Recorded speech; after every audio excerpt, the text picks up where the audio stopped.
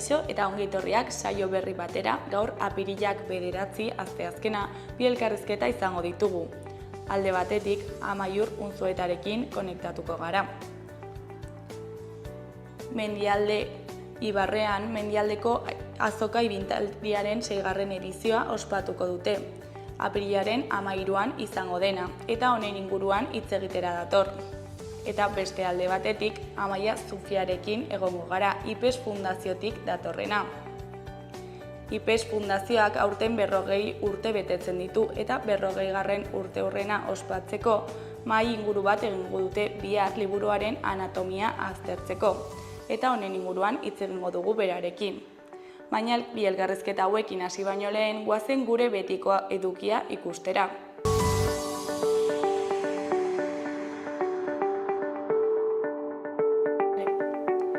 Goazen orain gaurko efemerideak ikustera. Gaurko egun batean, 1937ko apirilaren 9an, tropa frankistek Bilbo bombardatu zuten. Alemaniako eta Italiako abiazioek hartu zuten parte bombardaketetan eta 30 lagun hil zituzten. Urte batzuk geroago, 1986ko apirilaren 9an, istilu handiak izan ziren Bilboko San Mames futbol zelaian. Atletikek galdu egin zuen Bartzelonaren aurka Espainiako kopako final aurrekoa, epailearen huts nabarmenez jositako partiduan. Egun berean, baina 2012an, Inigo Cabacas atletizale gaztea hil zen. Ertzaintzak 4 egun lehenagoz jaurtitako gomazko pilotak eragindako zaurien ondorioz. Atletikek jokatutako partida baten ostean, Indautxuko herriko tabernaren inguruan bildu ziren zaleen aurka kargatu zuten ertzaintzak. Eta bukatzeko 2013ko apirilaren 9an Espainiako epaitegiek bidali zizkieten atxilotze aginduak publikoki hautsi eta askegunea abian jarri zuten Donostian. Segi gazte antolakundekoak izatea egoitzita atxilotu nahi zituzten 8 gazte donostiarrak babesteko herri harresia zen, desobedientzia ekimen erraldoia.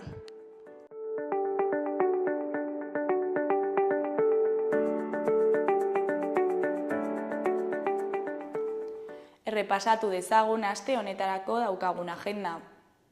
Asteazkenean eta zu nire kumea izeneko ipuin kontaketa egongo da Arrosadiako udal liburutegian.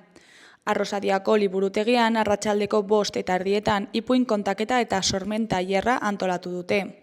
Eta zu nire kumea kontakizunak ama batek seme alabekiko sentitzen duen maitasun eta senezko atxikimenduaren istorioa kontatzen du. Animalien ezaugarriei buruzko metaforen bidez. Nerea Hansok idatzi eta Janira Kalbok ilustratutako liburua da. Irakurketa euskaraz egingo da eta tailerra elebiduna izango da. Ostegunean literatura unibertsala euskaraz izeneko mahai ingurua egongo da San Frantziskoko liburutegian. Literatura unibertsala euskaraz mahai inguruan parte hartuko dute Arkaitz Kanok eta Isabel Etxeberriak eta Ima Erreak gidatuko du. San Frantzisko liburutegian arratsaldeko 6:30. Larun batean, alde batetik Jus Larrotzako Zibiboxean arratsaldeko 6etan museoaren zaindariak izeneko animazioa egongo da. Beste alde batetik Zabalguneko Zibiboxean goizeko 12etan ipuinak kontatuko ditu Maitane Perezek. Mundutik bidaiatzea eta istorioak entzutea, hori da Marianelak gehien maite duena. Entzun eta kontatu, kontatu eta entzun. Urrutietako istorioak leku berrietara eramatea eta pertsonek elkar hobeto ulertzen laguntzea. Mundua leku eskuzabalago eta irekiago bat izateko. Goazen elkarrekin bidaiatzera.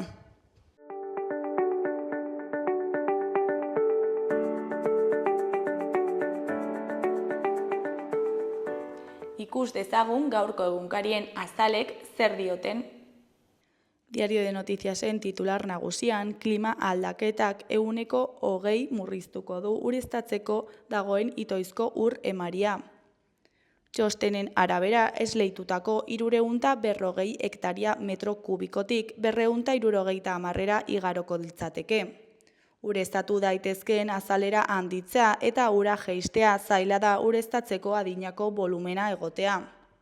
Ureztatzaileen erkidegoak beren proposamenak kontuak hartzeko eskatu dio lurralde kohesioari. Argazki nagusian Maximilian Schwarzman, Diego Uriarte, Joao Almeida eta Michael Leonard etapa hasi aurretik udaletxe plazan daude. Titularrean, Eguanek esprintean irabazi du Lodosan itzuliko etapa Nafarra. Erdiko berrian, Mugazergek Espainiako esportazioen 80%an izango dute eragina. Honen beheko berrietan, alde batetik, Nafarroak bere gain hartuko ditu multinazionalen eta bankuen zergak. Beste alde batetik 7 hilabete mendekotasunagatik prestazioak jasotzeko. Jarraian, igo eginda gizarte zerbitzuen eskaria. Gainera, Pirinioetako Institutua Irunberrin 25-26 ikasturtean irekiko da. Hori koloreko berrietan, batean segurtasunik ezak kezkatzen du Etxabakoitzen. Besteak, Jon Arretxe idazlearen arabera, Tourek maltzurkeria gehiago ditu orain eta mendekuzalea da. Diario de Navarraren titular nagusian, Junsen legapenek zapuztu egin dute gobernuaren eta PPren arteko hurbilketa.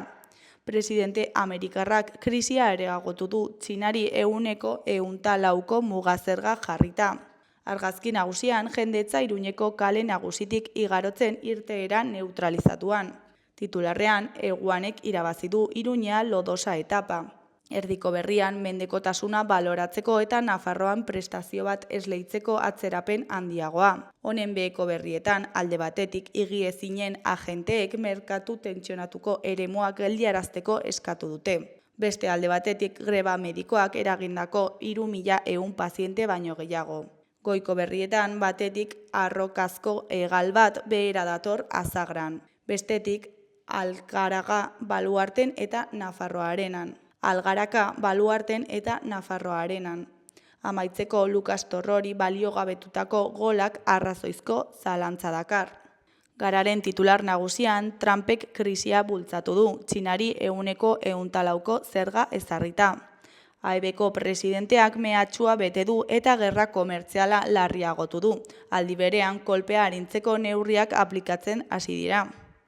Argazki nagusiaren titularrean, erabateko langabezia Bridgestonen eta langiletzako laguntza masiboa. Eskuineko berrietan, alde batetik Israelgo krimenak isilarazteko kazetari erreak. Beste alde batetik Martxelo Diazen erreportaia dugu. Souranik koloreak ateratzen dizkio eberi lotsagarria delako. Ezkerreko berrietan, Nafarroak 2 zerga berri kudeatu eta bilduko ditu. Beheko berrietan, alde batetik erregimen itxian dauden presoen aldeko ekimena. Beste alde batetik, Kepa Anabitartek ondare emankorra utzi dio Euskal Herriari. Kepa Anabitartek ondare emankorra utzi dio Euskal Herriari. Berriaren titular nagusian, Bilboko metropoliaren lurralde plan partzialak muga jarriko dio hiriguneen hazkundeari. Xede nagusia izango da erabilita dauden lurzoruak optimizatzea eta baztertuta dauden industriaguneak eraberritzea. Eusko Jaurlaritzak onartu egin du plan berria eta laster jarriko da indarrean. Argazki nagusian Teresa del Valle dugu, titularrean jakintza feminismotik. Euskal Herriko antropologia feministaren aitzindaria zendu da. Beheko argazkian, Eguan besoak altzatzen atzo Euskal Herriko itzuliko 2. etapan. Titularrean, Kaleb Eguan nagusitu da Lodosako esprintean. Eskuineko berrian, Ibai Perez palista dugu. Honen hitzetan, enpresak guri lagundu beharrean kontrakoa egiten du. Eskuineko berrietan, alde batetik Kepa Anabitartek ekintzaile abertzale historikoa zendu da. Beste alde batetik, AEBek 104 igoko diote mugazergak Txinari gaur hasita. Jarraian, Hego Euskal Herrian aurkezten diren alderdien zuzendaritzetan gizonak dira nagusi. Azkenik, sarek mobilizazio bat antolatu du presoen etxeratze prozesua bete dadila exigitzeko. Euskal Herria Irratiaren titular nagusian mobilizazio eguna gaur beseatzen. Eskirotzeko lantokitik Nafarroako industria elkarteraino joanen dira oinez langileak beren egoera larria salatzeko. Atzo Euskal Herriko itzulian beren aldarrekapenak ozen entzunarazi zituzten. Eskuineko berrietan, Goikoan Estenika konpainiaren arabera, eraldaketa pertsonal eta komunitariorako tresna bezala erabiltzen dugu antzerkia. Apirilaren 10, 11 eta 12an Katakrak liburu dendan taularatuko ditu Estenika mikroantzeki konpainiak bere azkeneko 3 lanak. Gau ilunak argia iluntasunean eta El eco de mi nuestra tierra. Behekoan Amaia Rieskoren hitzetan, ikurzaletasuna bultzatzeko jaia da Biurdana Institutuko Euskal Liburuaren irakurketa publikoa. Arkaitz Kano idazlea omendu du irakurketa publikoaren 24. edizioak apirilaren 10ean. Biurdana Institutuak, Iruñeko Udalak eta Nafar Ateneoak elkarlanean antolatzen duten literatura ekitaldia ostegunean izanen da. Goiz osoan, gaztetxean eta 6:30 San Francisco liburutegian.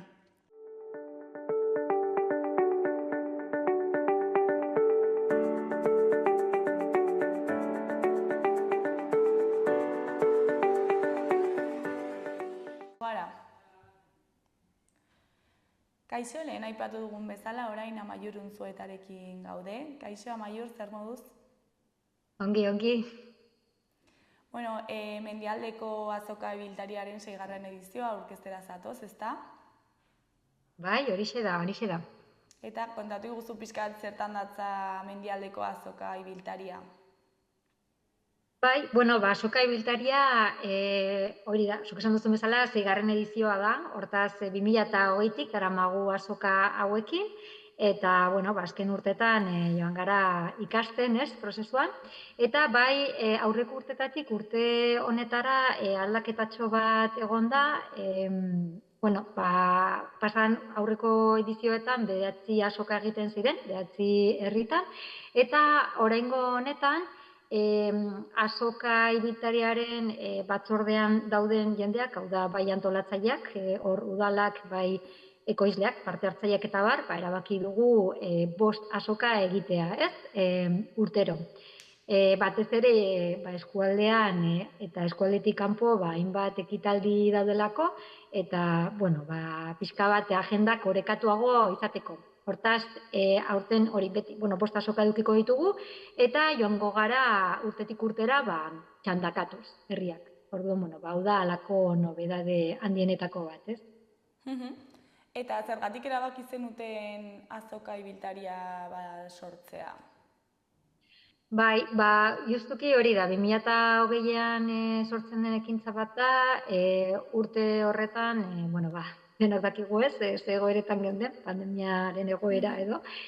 Eta beharrezkotzat ikusten genuen, aurreko urtean egindako diagnostikoak eta hainbat parte hartzaileetatik ateratzen zen ekintzaren bat bederen plazaratzea, ez? Eta orduan hor, bai udalak, bai plazaolako turismo partzuergoarekin bilera bat edukiz, erabaki genuen kontuan hartuta momentu horretan hartu beharreko neurri egokiak, azoka ibiltariak lekua eduki zezakela, eta hainbat helbururi erantzuten ziola, ez? Bai alde batetik, ikustaraztea gure eskualdeko nekazari abeltzainak arte izauak, eta aukera eduki zezaten ere beraien produktuak saltzeko, salmenta zuzenaren bitartez. Eta gero ere, mendialdean 10 udal ditugu, eta ez da eskualde natural bat, eta ere ikusten genuen beharrezkoa ekintza bat antolatzea nolabait eskualde ikuspegia edo emango zuena, ez? Orduan, arrazoi hauek medio, azoka ibiltaria antolatzea pentsatu genuen, eta izenak dioen bezala ibiltaria izatea. Hau da, konzentratzea bi lekuetan, baizik eta azokak herri desberdinetan egitea, eta hola aukera emateko ere, bai bertako herritarrei edo inguruko herritarrak, hurbiltzea, ez? Azoka hauetara azkenean, giro eder hauetan parte hartzera, ez? Eta momentu horretatik sortu zenetik gaur egun arte, 6. ediziora arte, zer nolako bilakaera izan du? Bai, hasiera batean, lehenengo urteetan, batez ere lehenengo 2 urteetan, ikusten genuen, azoketan parte hartzen zutenek, hoiekin bakarrik nahikoa zela, ez? Baina gero azkenengo urteetan, 2022tik aurrera, bai kontrolatu ginen edo hartu ginen, azokek behar zutela beste ekintzaren bat edo bateragarria zena, ez? Orduan, 2022tik aurrera hori da, saiatu gara azokak ekintzaren batekin antolatzen, ez? Beti ere ekintza hauek esan bezala bateragarriak direnak gai honekin, ez? Elikadura osasungarria eta jasangarriarekin batera, naiz eta ere artisauak ere gonbidatzen ditugun eta bat egiten duten helburu horrekin, ez? Eta orduan, azken urtetan bai antolatu ditugun azoka batzuk, talo egunarekin batera joan dira, ez? Adibidez Goizueta dela, aurten Leitzak ingo duen bezala, aurreko urtetan bezala, eta beste batzuetan antolatu izan dira tailer batzuk, zagarrondoen txertatze aldera, eta egia da, azoka ibiltariaren ekintza ere, esan bezala, bai elikadura osasungarri eta jasangarriarekin bat lerrokatzen den ekintza bat da, eta orduan azokak aprobetxatzen ditugu ere, pizkat, pedagogia, lana egiteko, edo ikustarazteko, gure inguruan, ze elikagai dauden, baina ze elikagai potentzial egon daitezken ere. Horregatik, adibidez, pasadan urtean, aurreko urtetan egindako edo emandako gaztainondoen inguruko formakuntzaren ondorioz, aurreko urtean azoka ibiltaria gaztain egunarekin antolatu zen, ez? Aurten ere horrela izango den bezala. Hortaz, esan bezala, ekintzak ez dira besterik gabe, baizik eta ongi pentsatuta daude, estrategia batekin eta pedagogia lan batekin. Eta nolakoak izan dira aurreko edizioak? Arrakastatsuak izan dira, jendeari gustatu zaio? Bai, hori da, urtero azoka ibiltariak bukatzen direnean, normalen izaten dira azaroa abendua, urteren arabera, egiten dugu ebaluaketa saio bat, non gonbidatuta daude bai antolatzaileak, eta izan bezala antolatzaileen artean badaude udalak, turismo partzuergoa, baina baita ere parte hartzen dutenak azoketan, eta baita ere azoketan parte hartu dutenak nola baitez, bolondrez bezala, edo talderagile bezala, edo Abelarte, baserritarren elkartea dugun bezala, Araizko Zaporeak, eta barrez. Eta hor, mahai gainean jartzen dira, nola joan den azoka, horretarako badugu jende honen ikuspegia, baina baita ere azoka bakoitzaren ondoren parte hartzaileei galdetegi bat bidaltzen zaie. Guk ere jakin dezagun ere, nola jaten diren.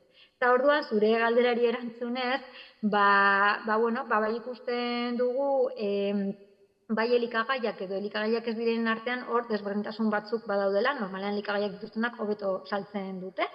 Eta gero bestela, hor ikusten dugu parte hartzailetan, ez?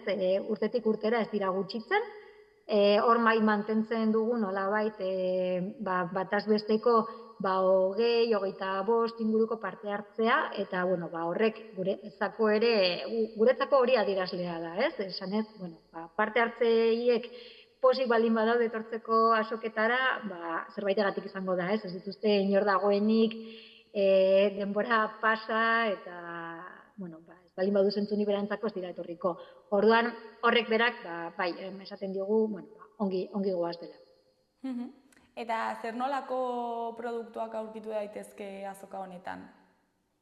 Bai, produktuen artean, elikagaien artean, batez ere badugu gazta. Gazta da gure inguruan gehien ekoizten den produktuetako bat, baina esan, bai badugula ardi gazta, baina baita ere, behi gazta, antz gazta eta bar, gero, bai erresimenta edo mermeladak, gero patea, taloa, ogia, txokolate, artizaua, eta aurten badugu gaztain produktuak. Bai, justo bastanetik heldu zaigu ekoizle bat, eta gaztain produktuak ditugu azoketan. Gero bestetik, garagardoa, sagarzukua, eta gero elikagaiak ez direnen artean, oinetakoak saltzen dituena hor dugu, zapatari, bestetik aurrentzako ipuinak idatzi dituztenak, bitxiak, egurrezko tailak egiten dituenak, eta abar bat, ez? Orduan, bueno, pixka bat denetarik. Egia da, lehentasuna ematen zaiola gure eskualdeko ekoizle artizauei, baina bueno, ditugun produktuen dibertsifikazio aldera, bai gonbidatzen ditugula inguruko udalerritako edo Nafarroko beste ekoizle batzuk ere bai. Eta normalean ekoizleek errepikatzen dute, edizio bat. Bai, orduan, bueno, alde horretatik ez da bezala seinale ona da, ez? Bai. Eta ze garrantzi ematen diezue tokiko produktuei? Bueno, bai ematen diogu garrantzia iruditzen zaigulako dela modu bat ere, bueno, egia da pertsona hauek azoka ibiltariaz gain, beste salmenta kanalak ere badituztela, ez, orokorrean, baina, bueno, nolabait beraiek ikustaraztea iruditzen zaigu garrantzia, eta gero ere bai, normalean hor saltzen dutenek ere badute eredu jakin bat, ez? Bueno, bai parte hartzen dutenak salmenta zuzena, ez bakarrik azoka, baina baita ere inguruko ostatuetan eta dendetan, saltzen dituzte bere produktuak, eta gero, bueno, asko lehentasuna ematen diegu ere, bai lehen gaia dutenak eta ekoizten dutenak eta eraldatzen dutenak, ez? Gaztagileen kasuan adibidez, ez? Orduan, bueno, iruditzen zaigu gure lurraldeari lotuta edo gure eskualdeari lotuta, horrek balio erantzi bat ematen diola eta ikustaraziz, bueno, oraindik baditugula pertsona batzuk honetara dedikatzen direnak eta horrela, norbait gehiago animatuz gero edo, badute aukera plazetara etortzeko edo kontaktuan jartzeko pertsona hauekin eta dituzten zalantzak ere argitzeko, ez? Azkenean, bide lagun bezala daude eta gainera, bueno, soketan parte hartzen duten batzuk abelarten daude, hau da eskualdeko mendialdeko baserritarren elkartean daude, eta orduan, bueno, zan bezala hauek ere, bide lagun bezala ere baditugu. Eta tokiko jendea nola ikusten duzue gai honikiko tokiko produktuen alde egiten dute normalean? Bai, hor egia da, bueno, azoketan dauden produktuak, bueno, kenduta batzuk, ez? Asko izaten dira, bueno, deitzen ditugunak patrimonialak edo, ez? Noizean behin jaten ditugunak, hor gero eztabaida desberdinak egon daitezke gazta sartu behar dugun egunerokotasunean edo ez, horrez naiz sartuko, baina egia da, begiratzen baldin baditugu gure eguneroko dietatan ze produktu barko genituzke, bueno, gehienak izaten dira, noizean behin jatekoak, eta hori da ikusi duguna, azken 2 urtetan martxan jarri ditugun proiektuetan, ez? Adibidez, Lekunberriko eguneko zentroan, saiatu gara inguruko produktuak sartzen, eta, bueno, bastango zarretxan ere egin den prozesuan ere, saiatu dira bertako produktuak sartzen, eta orduan, bueno, hor ikusten dugu halako gabezi bat gure inguruan, ez? Batez ere, fruta eta barazkien inguruan, ez dagoela ekoizpen handirik edo dagoen ekoizpena etxerako dena eta bueno, ez da merkaturatzen, ez? Nahiko genuken bezala.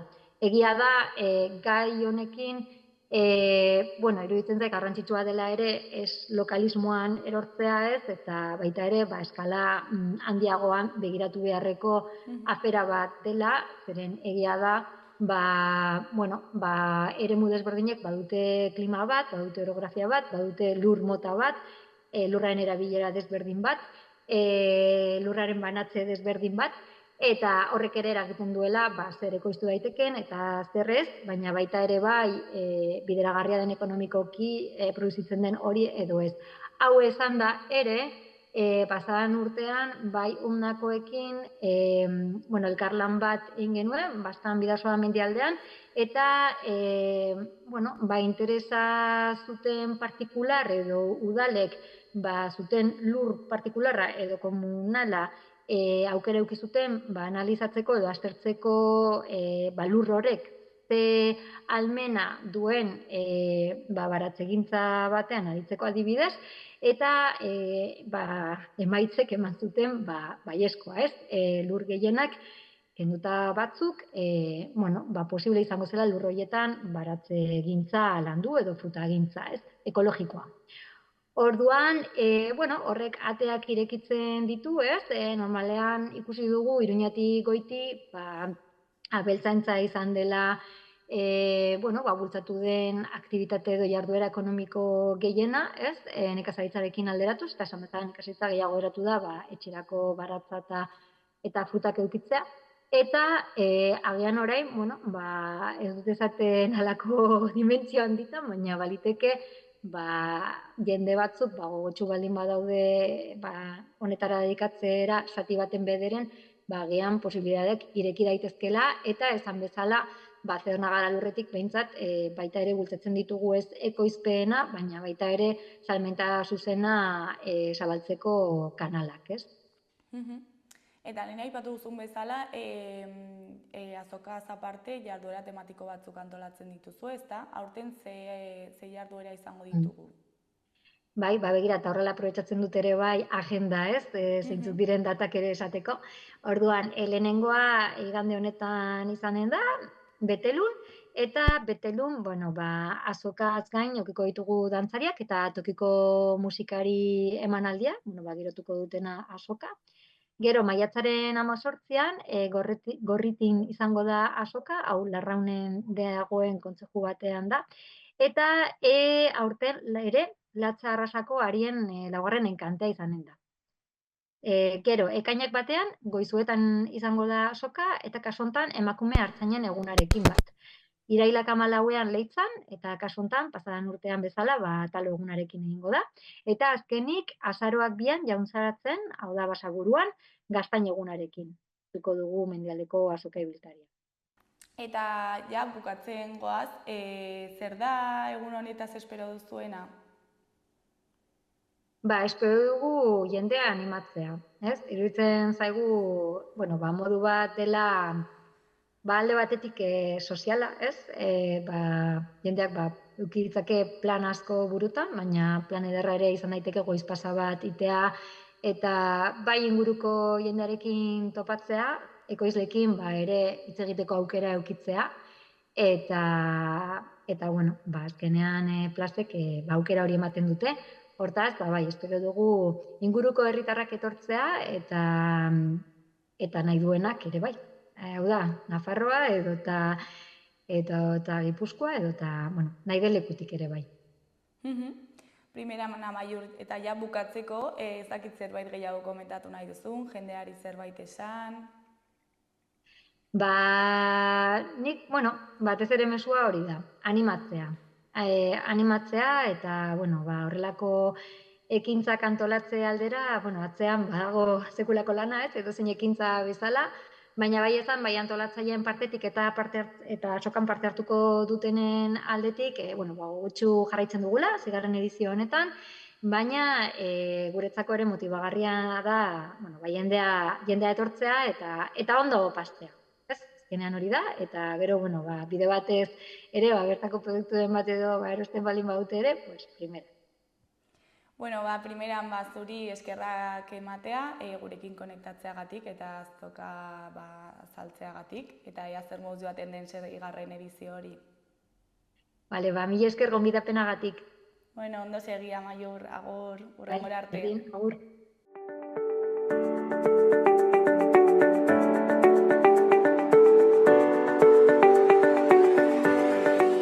Gaurko eta biharko eguraldiaren iragarpena ikusiko dugu orain. Gaur, asteazkena udaberri giroak jarraipena izango du, baina zerua ez da hain garbi egongo. Hasieran erdi mailako hodeiak eta goi hodeiak sartuko dira, eta kostaldean lanbroa edo behi hodeiak ager daitezke. Arratsaldean bero hodei batzuk sartuko dira eta barnealdean eta baliteke zaparrada bakanen bat botatzea, bereziki Nafarroan. Hala ere, oro har, giroa eguzkitsua egongo da. Arratsaldean ipar haizea gailenduko da eta atzo baino indar gehiago izango du. Temperatura maksimoak jaitsi egingo dira, batez ere ipar isurialdearen barnealdean. Ostegunean antzera jarraituko dugu, baina hodei gehiago izango ditugu, batez ere hegoaldeko eskualdeetan. Arratsaldetik aurrera hodeiak ugarituz joango dira, iparraldera ere iritsiko dira eta han-hemenka zaparrada batzuk egin ditzake, batez ere barnealdean. Kostaldera ere iritsi litezke, bereziki gauean. Ekialdeko haizea nagusituko da, hegoaldean hego-ekialdekoa ibiliko da eta egunaren bigarren partean zakartu egingo da. Freskatzera egingo du, batez ere hegoaldean.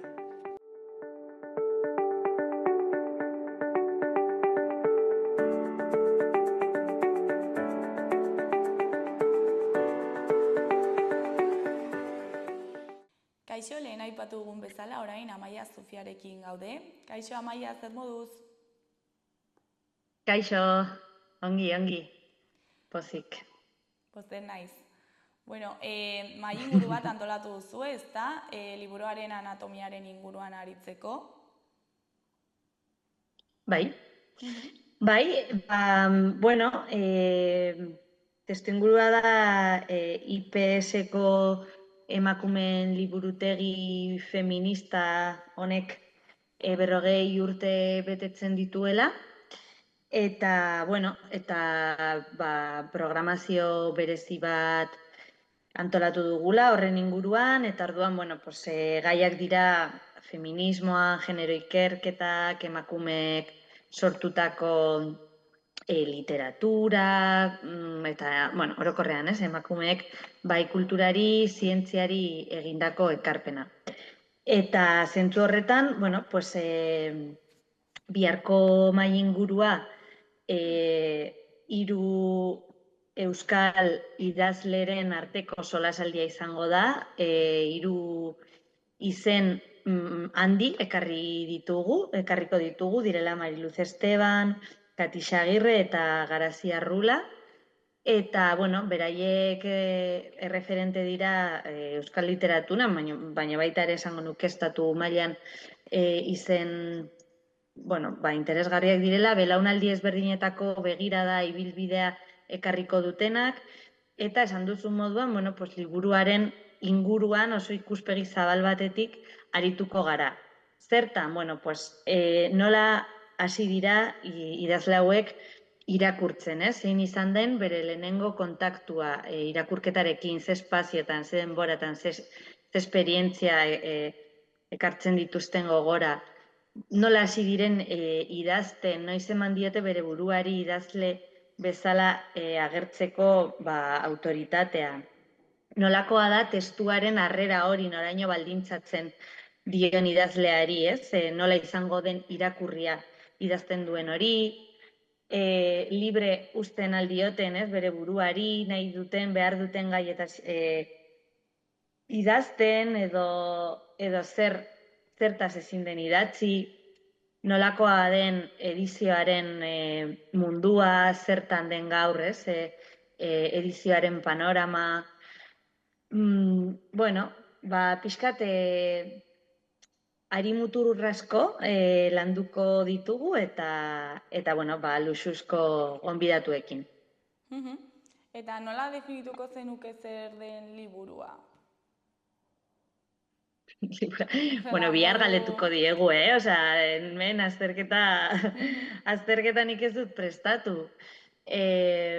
Definitu liburua, zakit, testu bat da, guke adibidez gure liburutegian 19.000 erregistrotik gora, liburutik gora ditugu, eta badaude narratiba jorratzen duten testuak, hau da fikziozko historiak, badaude hausnarketa teorikoak lantzen dituztenak, baina edozein kasutan beti idazlearen implikazio bat eta idazlearen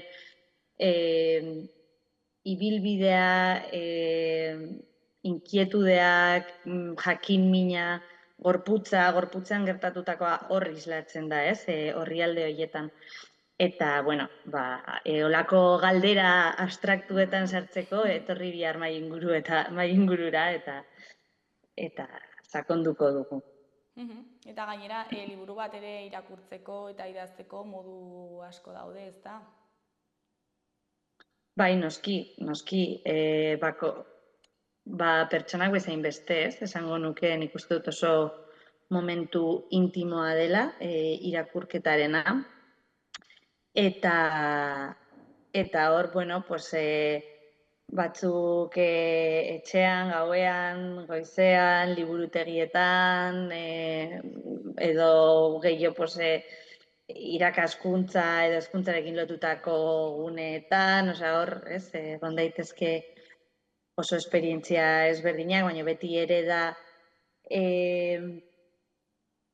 ekintza intimo bat, eta nolabait idazlea eta irakurlea nolabait konektatzen duen espazio hori da liburua, eta gainera biak direla beharrezkoak, ez? Osea, testu hori idatzi duena, baina irakurleri gabe ez dago testurik, eta irakurleak ere esanahia ematen dio irakurtzen duen horri, eta bien arteko dantza horretan sortzen da azkenean liburuaren zentzua.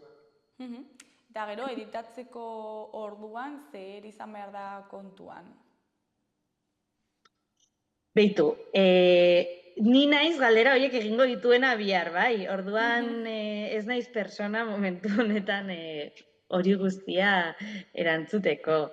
Editatzeko, bueno, pues, zer da liburu on bat, ez? Edo zeren arabera gaur egun editatzen da edo ez da editatzen. Noraino moden arabera, ez? Baldintzatu behar dugu, edo baldintzatu behar dute idazleek idazten duten hori, edo bere zena jarraitu, eta naiz eta horrek ez duen izango gero tiroi komertzial bat, ez? Zer da beharrezkoa publikatzeko, editatzeko, zer editatzen da gehiago, zer editatzen dute emakumeek, susmoa daukat, ez, adibidez, aurre eta gazte literaturan asko daudela, baino zailagoa egiten zaiela literaturan eta saiakeran publikatzea. Bueno, pues hortaz arituko gara, nik ez ditut erantzunik, aurreratzen dizuet. Eta zergatik hautatu dituzue 3 emakume hauek? Bueno, eremu ezberdinetatik datozelako, esaterako Mariluz Esteban antropologiatik dator, eta berak, bueno, pues, ikerketa eta saiakera liburu asko publikatu ditu, antropologiari lotutakoak, baina gero saltoa egin du poesiaren eremura, ez? Beraz daukagu antropologia eta poesia konbinatu duen idazle bat, ibilbide luzekoa. Gero daukagu Katixa Agirre bat, bera ikusentzunezkoen munduan aritzen da profesionalki, irakasle moduan, unibertsitatean, baina gero jorratu du haur eta gazte literatura eta narratiba. Eta, bueno, idatzi ditu oso izenburu potenteak literaturan, bueno, estatu mailan oihartzun handia izan zuen esaterako Amek ez dute liburua, hizkuntza askotara itzulia izan zen, eta bueno, eta interesgarria da ere, bere esperientzia, ez, jasotzea, eta gero daukagu Garazia Rula, bera itzulpengintzaren munduan hasten da, editorea da gaur egun Txalaparta editorialean, beraz, aurreko galderaz hitz egiteko ere oso aproposa, eta azken urteetan ere idazle moduan aritu da, bai haur literaturan, eta baita ere errelato edo ipuin liburuak idazten. Orduan, iruditzen zaigu oso espektro zabalak jorratu aldugula beraiekin, gainera, bueno, pues eske oso izen potenteak dira, oso kalitate honeko testuak eman dituztenak, eta, bueno, gainera, pixkate aportatuko dute belaunaldi ezberdinen arteko solasaldi hori, ez? Ba, markada desente daramatelako pues bueno, bai literaturan eta bueno, liburuaren munduan Mariluz bezala eta beste batzuk gazteagoak direnez, pues bueno, pixkat gaur egungo esperientzia horretatik zer den azkenek urteetan inkorporatzea liburuaren mundura pues, kontatu halko dute.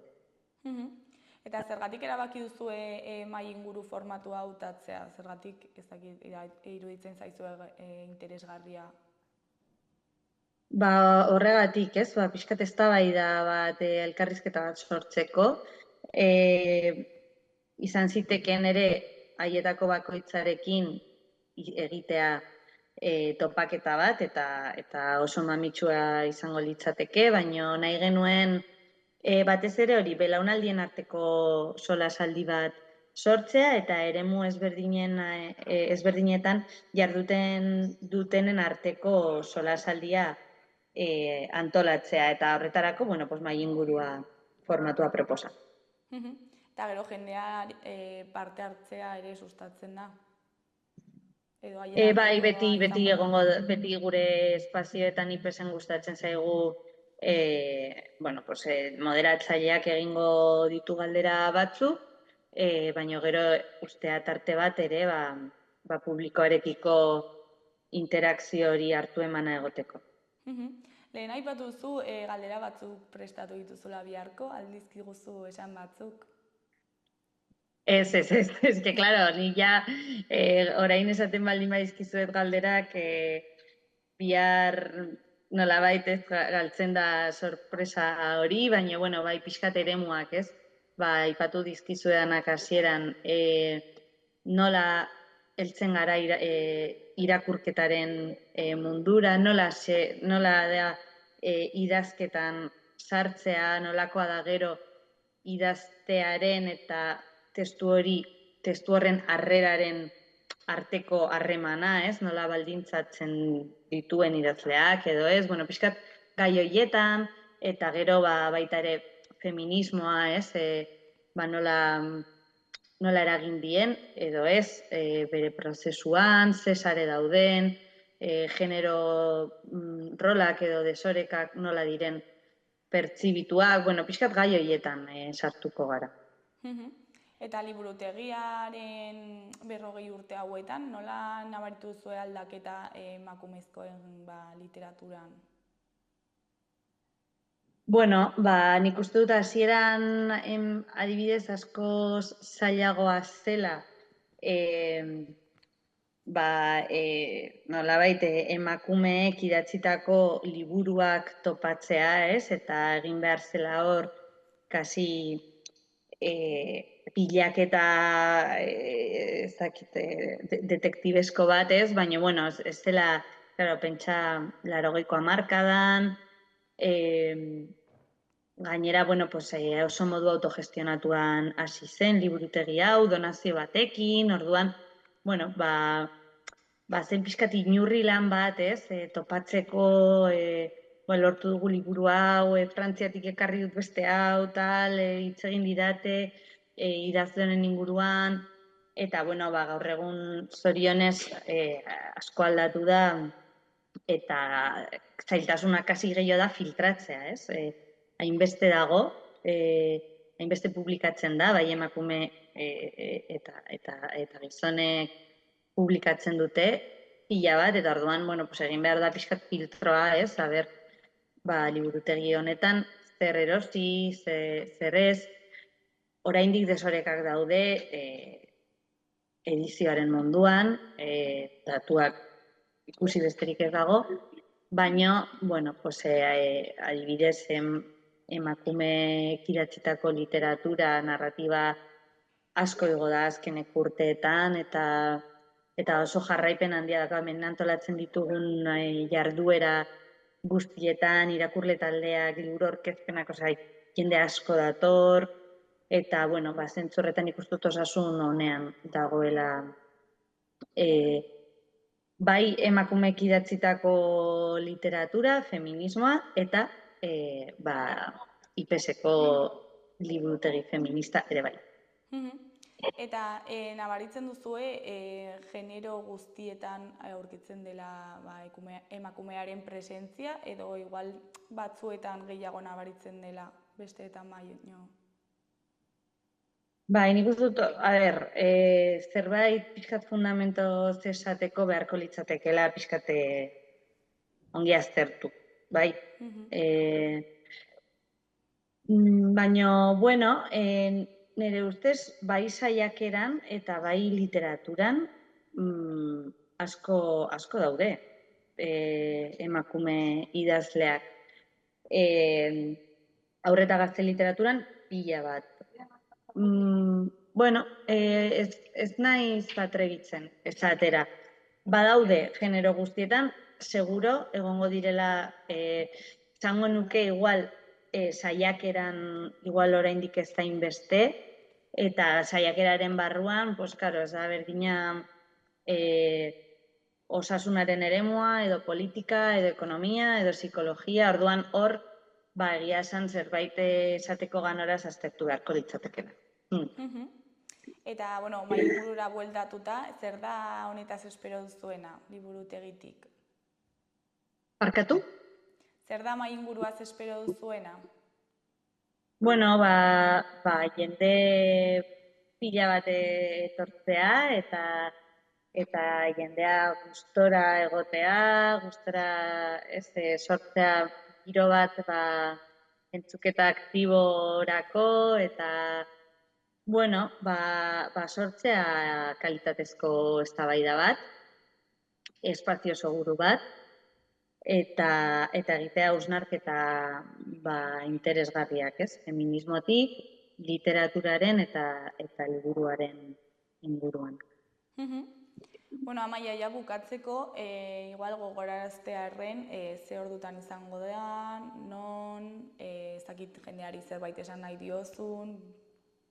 Bai, pues animatu zaitezte, mesedez, ez galdo aukera nik uste dut benetan merezi duela biharko hitzorduak. Apirilaren 10ean, osteguna, mahai ingurua, Mariluz Esteban, Katix Agirre eta Garazi Arrularekin, mankomunitatearen eraikinean. Dela leku Pinakui aretoa.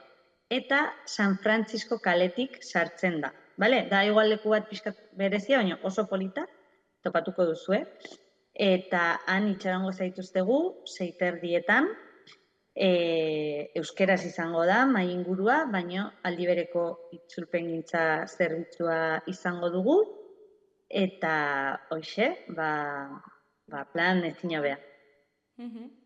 Primeran, Amaia, mila esker, gurekin konektatzeagatik eta ingurua azaltzeagatik, eta ea zer moduz joaten den, espero dugu jendez betetzea. Bai, antxikusiko gara bihar. Bueno, ondo segi, agor. Bai, agor.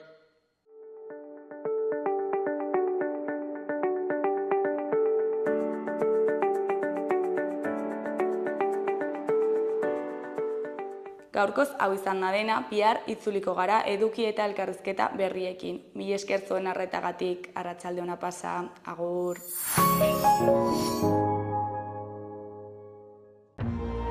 Gobierno de Navarra. Nafarroako gobernua.